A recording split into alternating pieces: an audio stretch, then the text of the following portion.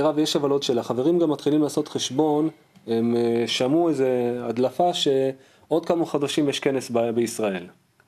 טוב, זה לא הדלפה, זה אנחנו תמיד עושים בחורף. כן, נכון. עכשיו זה כבר לא בחורף, זה עוד חצי שנה. כן. זה עוד הרבה זמן.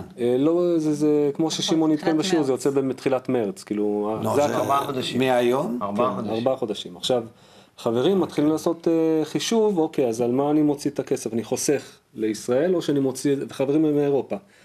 השאלה כאילו איך לעשות את החשבון הנכון.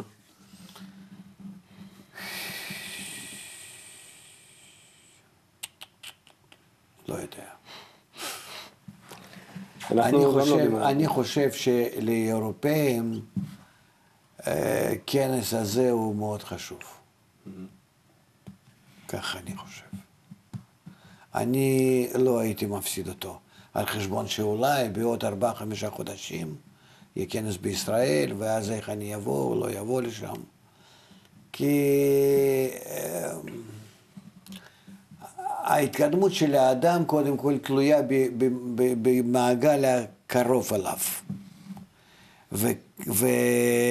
והחברים שלו קרובים עליו, גיאוגרפית, קרובים עליו לפי רוח, לפי שפה, זה מה שהוא צריך. איתם יחד הוא פורץ לעולם הרוחני.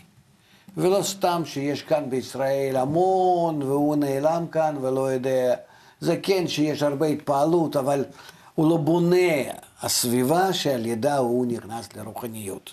מה שאם כן, כנס הזה באירופה הוא מאוד חשוב בזה דווקא, שכל אחד הוא מגיע לבנות סביבה שבה הוא נולד. כמו עם מים, יוצא עובר מתוך אמא, כן? כך עם הסביבה הזאת הוא ייוולד ברוחניות. לכן אני חושב לצורך ההתפתחות הפנימית חייבים הם להבין שכנס כזה הוא יותר חשוב מכנס בישראל.